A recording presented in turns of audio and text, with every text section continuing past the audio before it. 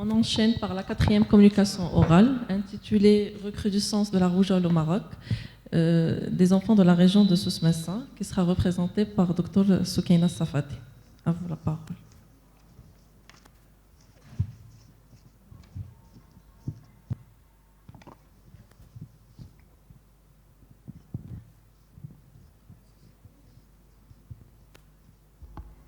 Merci professeur. Chers maîtres, chers assistants, permettez-moi de vous présenter l'aperçu de notre travail intitulé « Recrudescence de la rougeole au Maroc. Qu'en est-il des enfants de la région Souss-Massa ?» Pour ce faire, nous allons procéder selon le plan suivant. Après une brève introduction, nous allons présenter nos patients et méthodes, nos résultats, les discuter à la lumière de la littérature avant de conclure. Pour commencer, la rougeole est une infection virale très contagieuse, transmise par le contact avec les sécrétions respiratoires et qui peut engendrer des complications graves, voire le décès des patients. Le Maroc a été témoin d'une recrudescence de la rougeole ayant débuté en septembre 2023, touchant en grande partie la région de Souss-Massa. L'objectif de notre travail était de détailler le profil épidémiologique, clinique, paraclinique, thérapeutique et évolutif de cette épidémie parmi les enfants hospitalisés au CHR Hassan II d'Agadir. Pour ce faire, nous avons mené une étude transversale à visée descriptive. La collecte était prospective sur la base de données portant sur tous les enfants hospitalisés dans notre formation pour suspicion de rougeole au sein de l'hôpital Hassan II durant la période allant de septembre 2023 jusqu'à août 2024. À noter que nous avons toujours des patients et des cas qui sont notés. Nos résultats étaient les suivants. Nous avons colligé 92 dossiers, dont un non exploitable et dont 9 patients sortis contre avis médical. Donc nous avons gardé 82 cas. Nous avons remarqué une légère prédominance masculine avec un sexe ratio de 1,21.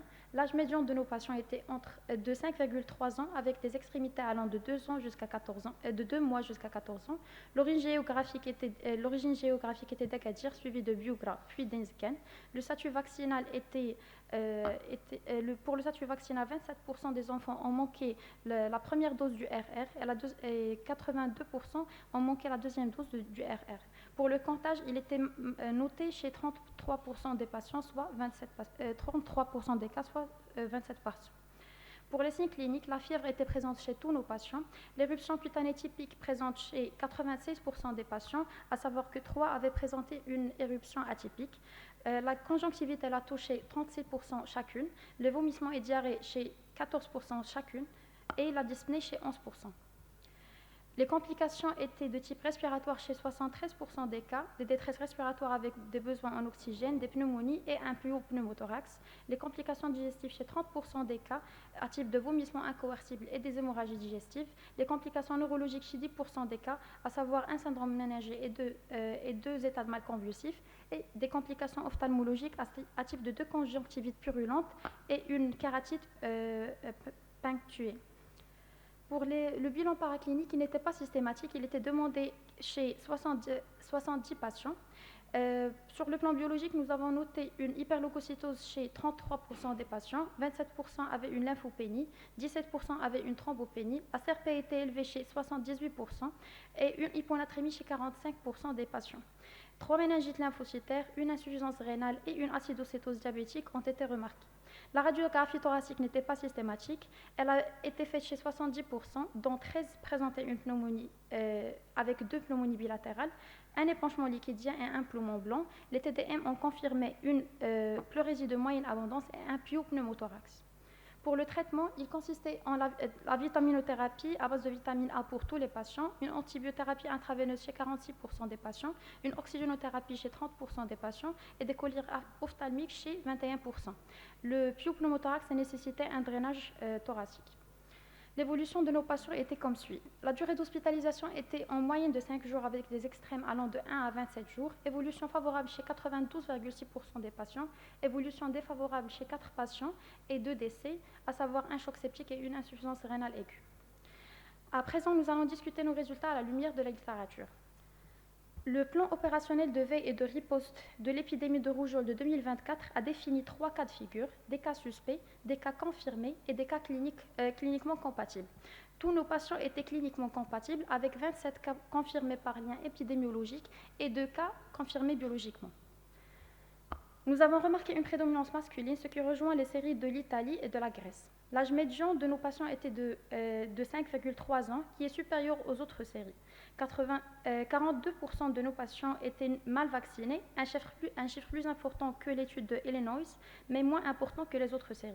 Un comptage a été rapporté chez 33% de nos patients, un chiffre moins important que les séries de la Grèce et Illinois. Les complications respiratoires étaient majoritaires dans notre série, à savoir 73% des cas, suivis de celles digestives et puis neurologiques. Les complications respiratoires étaient majoritaires dans toutes les séries, sauf celle de Illinois, probablement due au petit échantillon, à savoir qu'ils avaient 12 patients. L'atteinte biologique la plus importante chez nos patients était la CRP élevée, suivie de l'hyperleucocytose, de l'hyponatrémie et puis la lymphopénie. Ce sont des atteintes fréquemment trouvées dans toutes les séries. Toutefois, la série de la Grèce a montré une prédominance de la lymphopénie, suivie de l'hyperleucocytose puis l'élévation de la CRP. L'utilisation de la vitamine A n'était pas systématique dans toutes les séries. Le traitement était surtout symptomatique et au cas par cas. La durée d'hospitalisation était en moyenne de 5 jours dans notre série, un chiffre proche aux séries des deux séries de Minnesota et Grèce. L'évolution de nos patients était variable, favorable dans 92,6% des cas, un chiffre proche aux séries de Illinois, Italie et Minnesota et plus important que la série de la Grèce. Par contre, nous avons noté 2 décès parmi 82 patients, un taux plus important que toutes les autres séries de la littérature. Pour conclure, l'épidémie de rougeole qui a touché tout le Maroc et surtout la région de Souss-Massa s'est révélée polymorphe avec une mortalité non négligeable, d'où vient tout l'intérêt de la vaccination. Le message clé de notre étude, c'est qu'il faut donner un effort accru pour sensibiliser davantage la population générale sur l'importance de la vaccination des enfants, mais aussi des jeunes adultes. Et je vous remercie.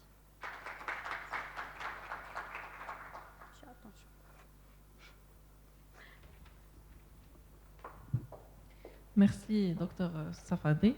On passe à la 5e communication orale, intitulée l'interruption de la tige pituitaire, entité endocrinienne rare, qui sera représentée par Dr Al-Himer. Merci.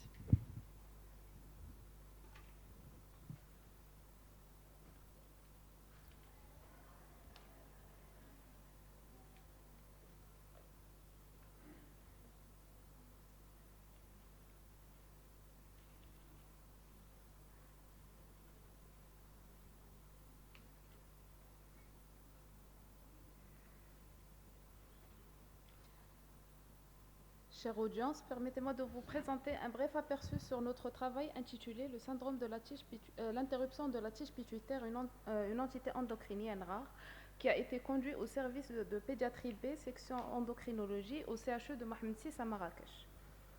En guise d'introduction, il est nécessaire de rappeler que le syndrome d'interruption de la tige pituitaire est une anomalie congénitale rare survenant chez presque un enfant sur 2 millions, caractérisée par une interruption partielle ou complète de l'axe hypothalamo-hypophysaire, entraînant des déficits hormonaux multiples et se manifeste souvent par un retard staturopondéral qui est sévère. Le diagnostic est confirmé essentiellement par la radiologie. L'IRM de l'axe hypothalamo-hypophysaire permet de mettre en évidence la triade classique composée d'absence ou d'interruption de la tige pituitaire, une hypoplasie ou l'aplasie de l'hypophyse antérieure et une ectopie postérieure de l'hypophyse.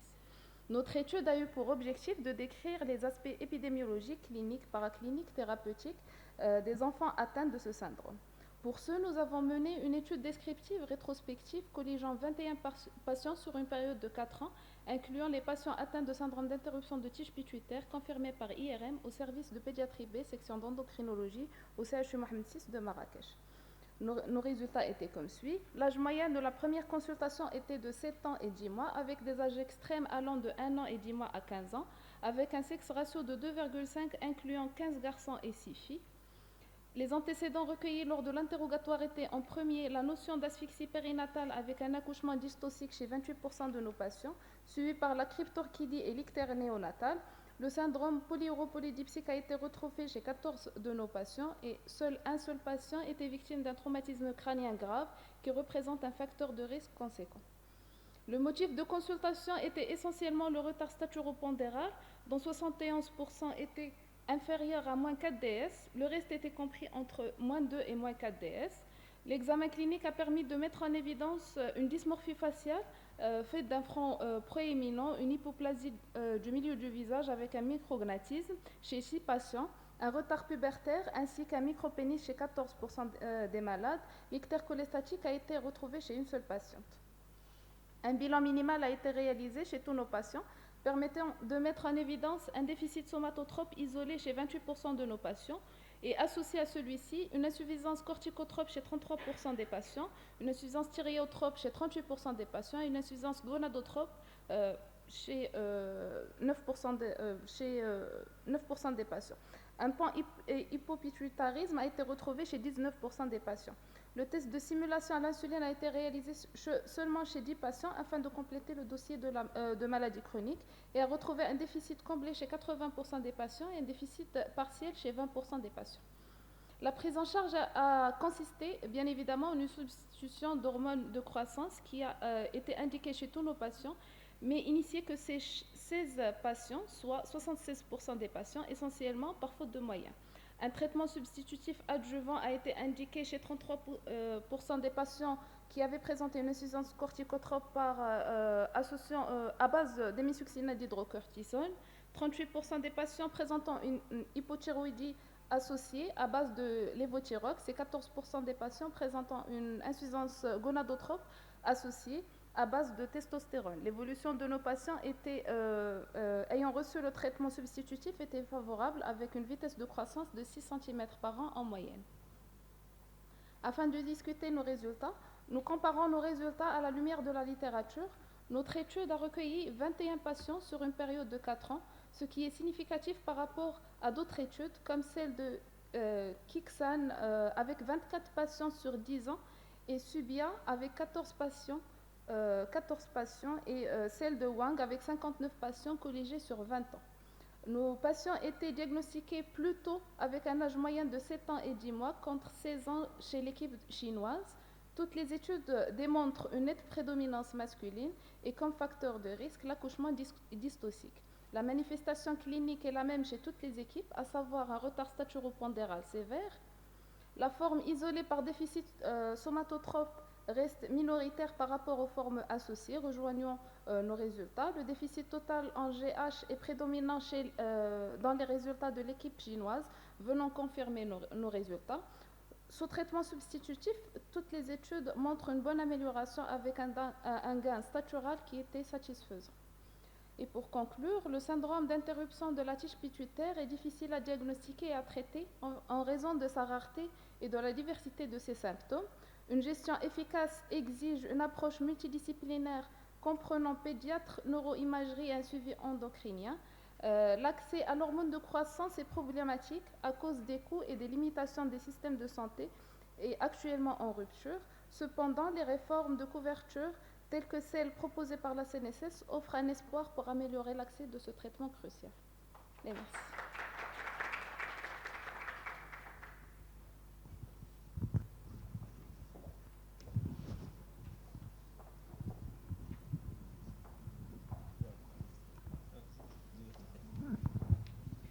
Merci, Dr Hemel.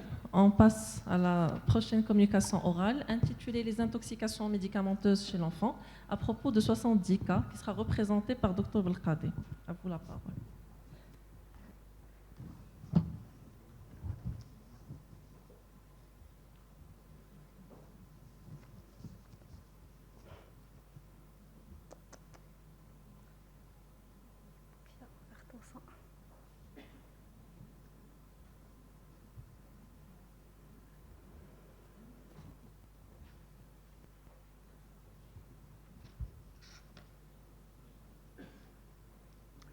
Rebonjour à tous. J'ai l'honneur de vous présenter aujourd'hui une deuxième communication qui s'intitule « Les intoxications médicamenteuses chez l'enfant ». C'est un travail réalisé au sein du service des urgences médicales pédiatriques de l'hôpital d'enfants de Rabat.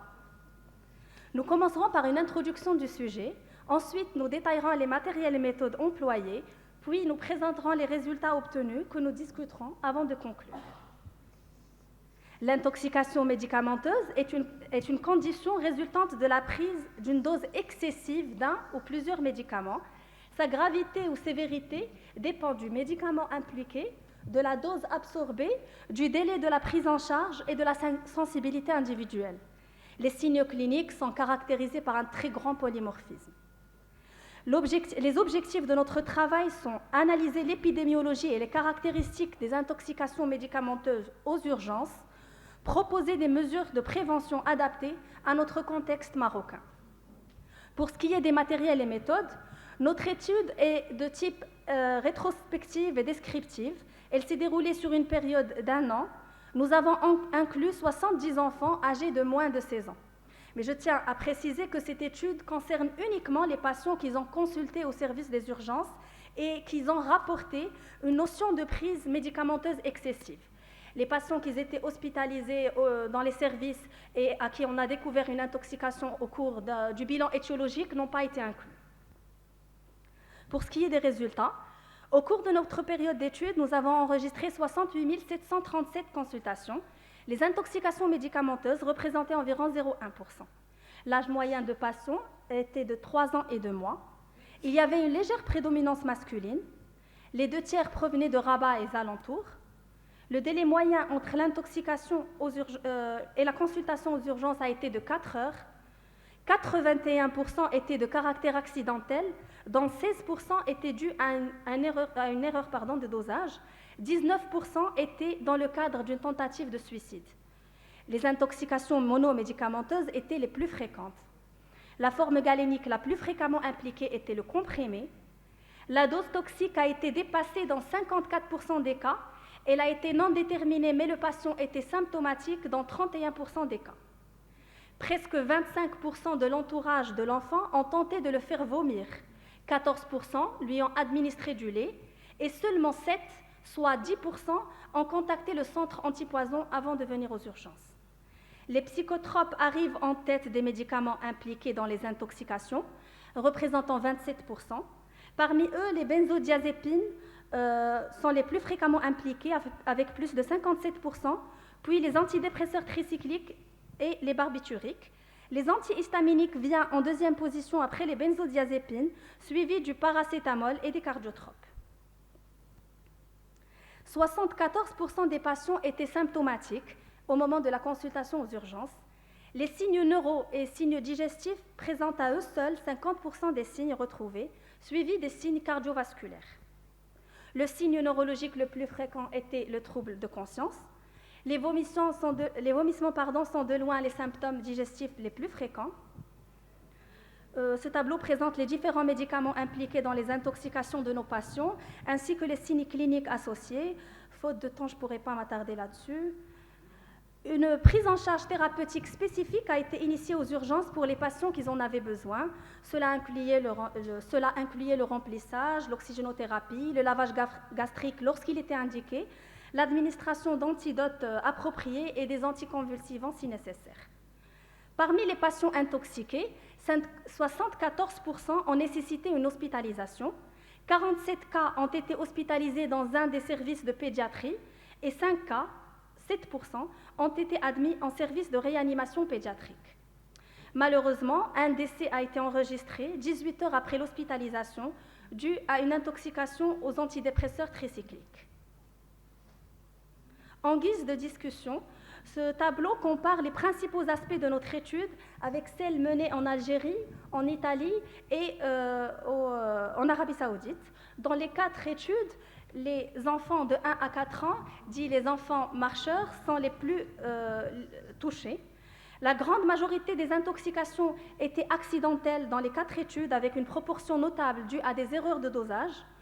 Notre étude identifie principalement les benzodiazépines, antihistaminiques et antalgiques comme substances en cause, tandis que les autres études notent une plus grande présence de neuroleptiques, de médicaments cardiovasculaires, reflétant les variations régionales dans les types d'intoxication. Les signes neurologiques sont les plus fréquents dans toutes les études, et en termes de prise en charge, 67% des patients de notre étude ont été hospitalisés au niveau des services et 7% au niveau de la réanimation, alors que le taux d'hospitalisation dans les autres services est plus bas. Alors, à travers l'analyse du profil de nos patients intoxiqués, nous proposons les mesures suivantes pour prévenir de telles situations. Ces propositions impliquent la collaboration de plusieurs intervenants. D'abord, les parents. Les parents doivent veiller à un stockage sécurisé des médicaments hors de la portée des enfants, éliminer les médicaments périmés, ils doivent respecter la posologie prescrite, Ils doivent éduquer et sensibiliser leur enfant, si leur âge le permet bien sûr, à la gravité des intoxications médicamenteuses et ils doivent être attentifs aux signes de détresse psychologique chez l'enfant.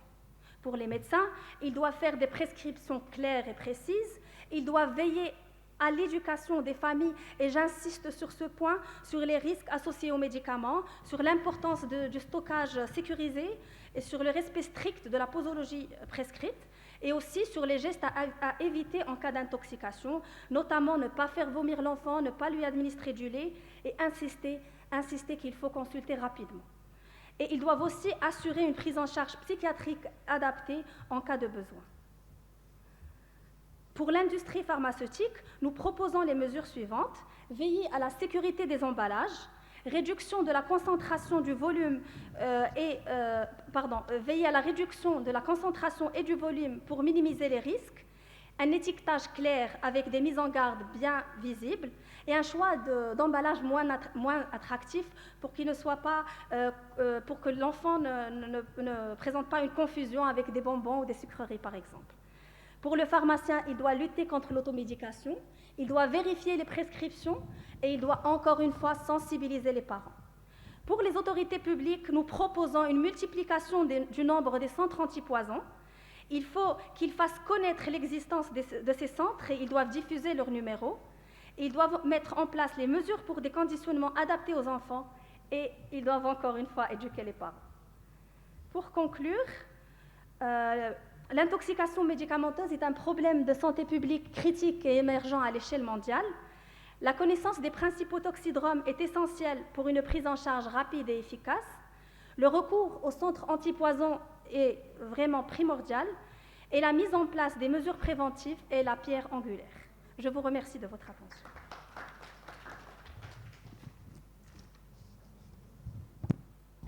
Merci, Dr Belkadi. On enchaîne les questions. S'il y a des questions à la salle pour les précédentes communications, on va commencer par la recrudescence de la rougeole au Maroc. Si jamais il y a des questions dans la salle. Oui. Salam alaikum. Merci pour vos présentations. J'aimerais juste, c'est pas une question, mais c'est plutôt un commentaire. Bon, nous, on a assisté aux intoxications depuis tant d'années. Vous avez remarqué, je crois comme moi, que les produits à la base de l'intoxication ont totalement changé. Bon, on avait des intoxications aux antibiotiques, c'est-à-dire les antitussifs, c'est-à-dire les produits qui étaient soit dans la petite pharmacie, soit dans le réfrigérateur. Maintenant, on voit les intoxications psychotropes ou benzodiazépines. Donc, ça veut dire ce que ça veut dire. Justement, merci Aïtsa pour cette remarque. C'est la remarque que je voulais faire par rapport à la sensibilisation. Oui, la sensibilisation, oui. Mais il faut cibler cette sensibilisation. Il faut toujours demander s'il y a une pathologie, c'est-à-dire un parent qui est sous traitement. Vous voyez, c'est les psychotropes. Donc, dans ce cas-là, il faut insister sur la sensibilisation, de mettre les médicaments loin. Et je voudrais signaler peut-être une remarque parce que dans le cadre de la sensibilisation, il y a certains médicaments, la même molécule, mais la concentration, ce n'est pas la même. Il y a des pipettes et un produit, il est plus concentré que l'autre. Il ne faut pas changer des pipettes. Là, soit il faut faire une remarque à cette firme pharmaceutique de changer la concentration ou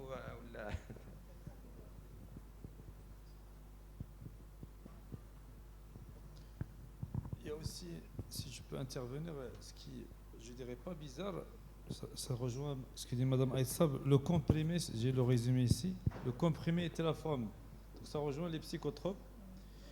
Elle était en tant que pédiatre, ou la forme paracétamol sirop.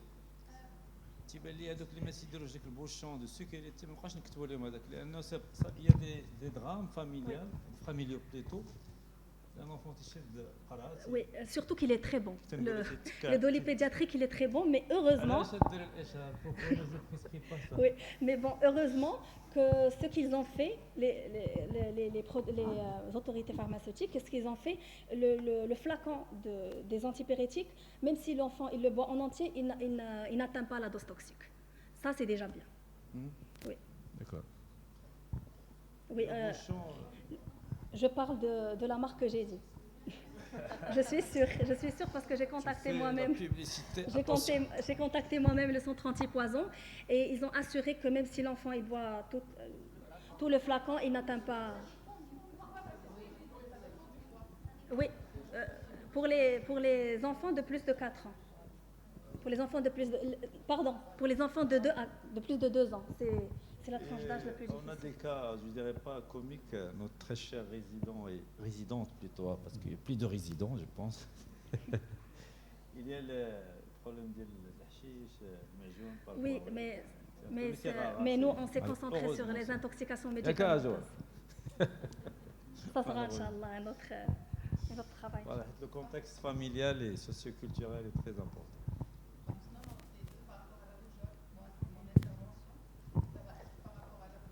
عافاك لما قول لي ابو حمرون استاذه قول لي ابو حمرون حاشاك c'est un drame national. Oui.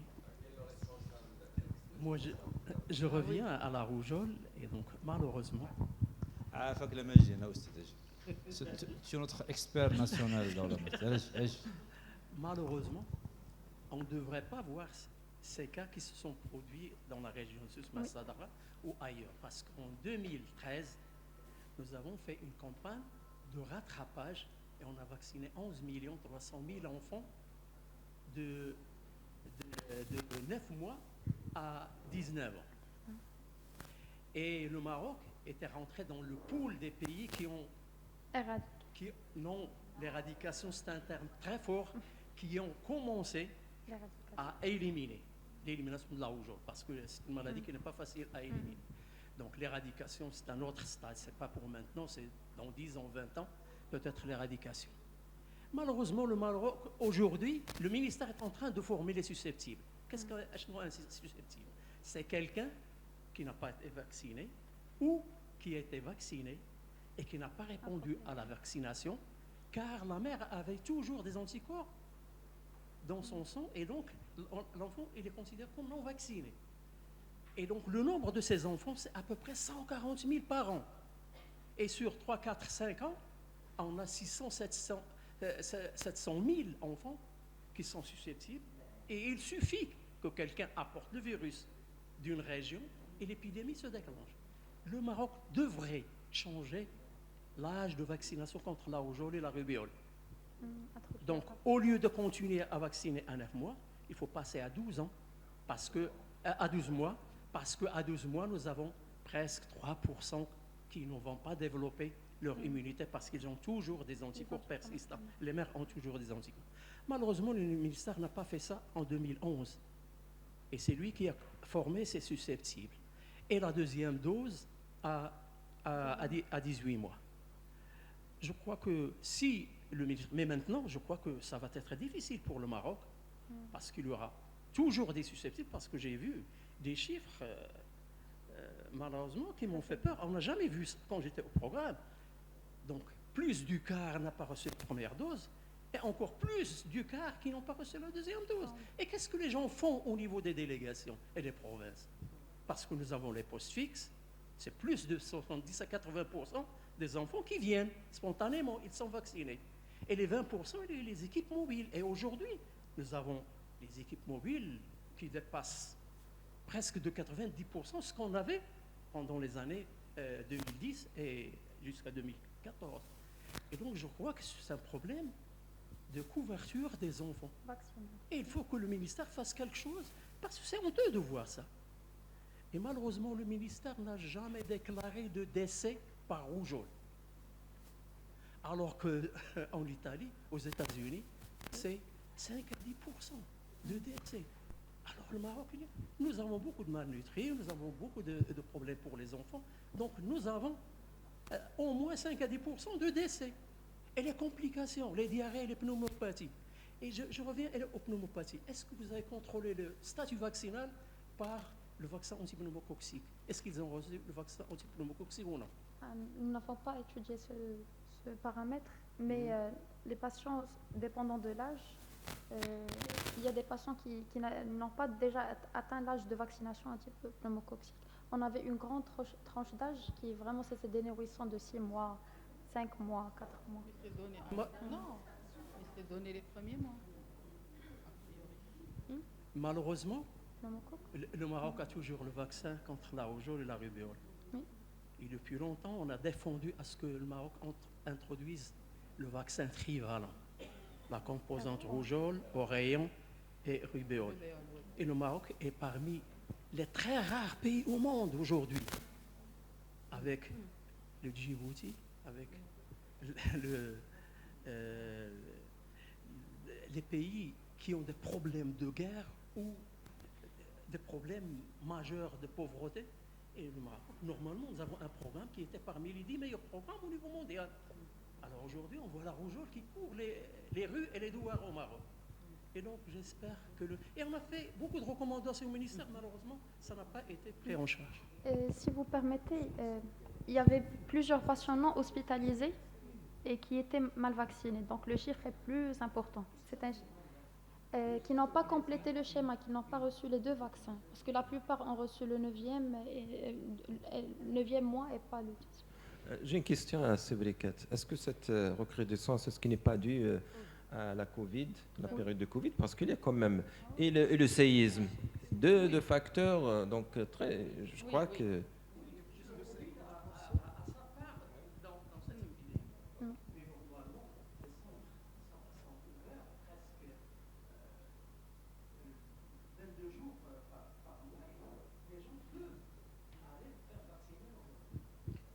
Moi, je rebondis. Heureusement qu'il y a Dr Barikat là, parmi nous, donc c'est une bonne chose.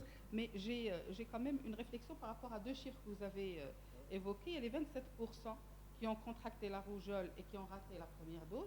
Il y a les 42% qui ont raté la 2e dose. Donc on dirait que si on est vacciné, qu'on rate la 2e dose, on est plus prédisposé à faire la rougeole. Donc si on voit les choses de cette manière. Donc je voulais quand même, justement, je voulais profiter de votre présence. Voilà. Parce que ce n'est pas une 2e dose. C'est la première dose. Ce sont des enfants qui ont beaucoup d'enfants qui ont raté la première dose. Et la 2e dose, qu'est-ce que la 2e dose? C'est une 2e opportunité. C'est une 2e chance qu'on donne aux enfants qui n'ont pas été vaccinés ou qui n'ont pas développé l'immunité. Voilà. C'est pas la 2e dose. Qui n'ont même pas reçu la première dose. Oui. J'ai une petite remarque, si je peux ajouter. Il y avait beaucoup de patients non vaccinés, de parents dans le domaine médical. On a vraiment constaté ça. Un refus de vaccination de parents professionnels de santé. Professionnels de la santé. Avec l'autisme, il y avait beaucoup de parents qui ont parlé des ADN, des atteintes neurologiques après vaccination, des maladies auto-immunes. Et vraiment, c'était des professionnels de santé qui ont refusé. On avait des carnets, il y avait des carnets incomplets, il y avait des carnets avec une seule dose de BCG et rien. Alors, s'il vous plaît, alors chez les parents, on a remarqué que depuis Covid, il y a eu une perte de confiance concernant les vaccins. Donc, il y a des parents qui viennent, qui font juste le BCG pour mettre les enfants sur le carnet de santé, sur le carnet de famille, et puis ils ne vaccinent plus. Ils disent qu'ils ne veulent plus vacciner, n'ont plus confiance concernant les vaccins. Sinon, un autre problème, depuis 2023, depuis janvier 2023, l'introduction du nouveau tableau de vaccination avec la séparation du DTCP et du pneumocoque. Les enfants, les bébés entre 2 mois et 6 mois vont au centre de santé presque chaque 15 jours. Donc voilà, 2 fois par mois. Parce qu'on a séparé, on fait plus le DTCP et le pneumocoque le même jour. Donc c'est des enfants qui vont chaque 15 jours. Donc à 6 mois, quand ils font la 3e dose, je pense, du pneumocoque au centre de santé, ils ne vont plus. Voilà. Et donc ils n'y vont plus à 9 mois, ils ne vont plus après. Donc ça, c'est un problème aussi de vaccination. Merci. Sinon, par rapport à la vitamine A, oui. J'ai vu que 100% ils ont reçu la vitamine A. Est-ce que vous n'aviez pas de difficulté à avoir la vitamine A? Par exemple, nous, à l'Oriental, on avait vraiment un grand problème.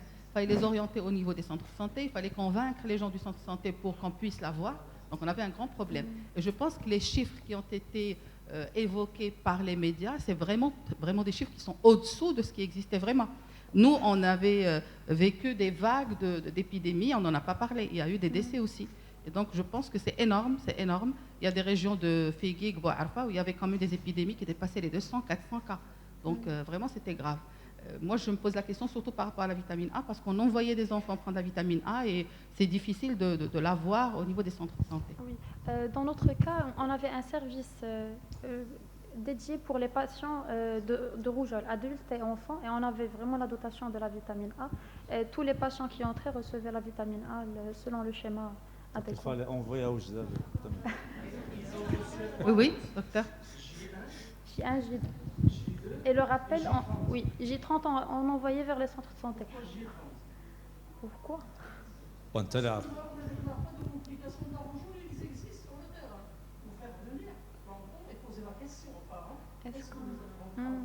Depuis la première dose, on a présenté tout avec fièvre,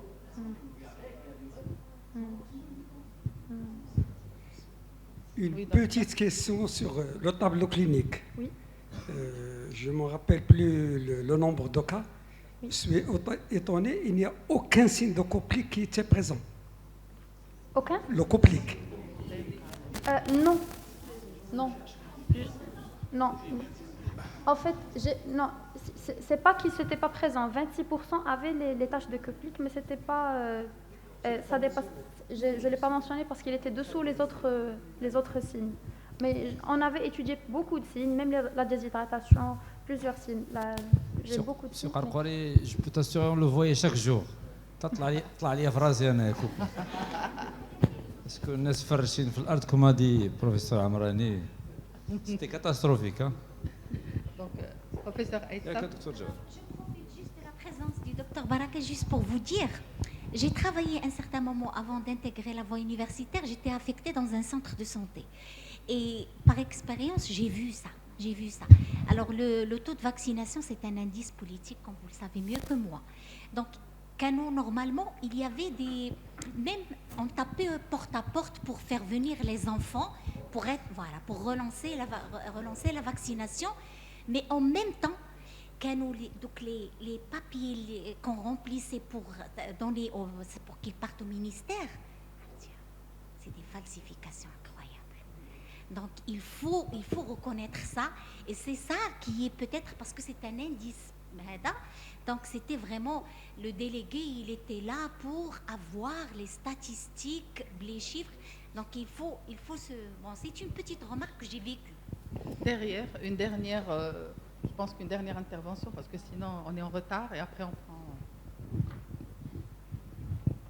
Je rapporte mon expérience, c'est juste pour réfléchir.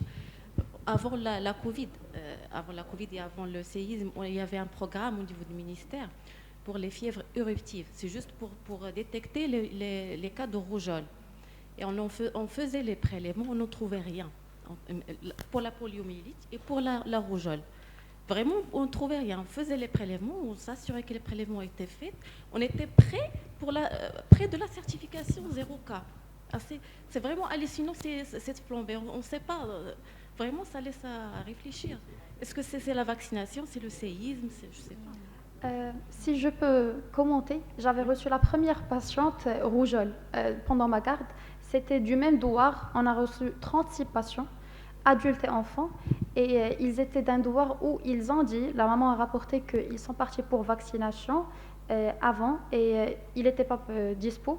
Ils ont divulgué l'information qu'il n'est pas dispo et plusieurs enfants n'étaient pas vaccinés. Et je pense que ça a commencé par ça. Est-ce que c'est avant ou après le Covid? Parce qu'avant, il y avait un programme qui était bien surveillé. C'est après le Covid. Oui. C'est après. Parce on était à bout de la certification. Le ministère faisait vraiment... D'accord. Est-ce qu'il y a des questions pour la troisième communication, l'interruption de la tige pituitaire? Sinon, on passe aux autres communications. Est-ce qu'il y a des questions?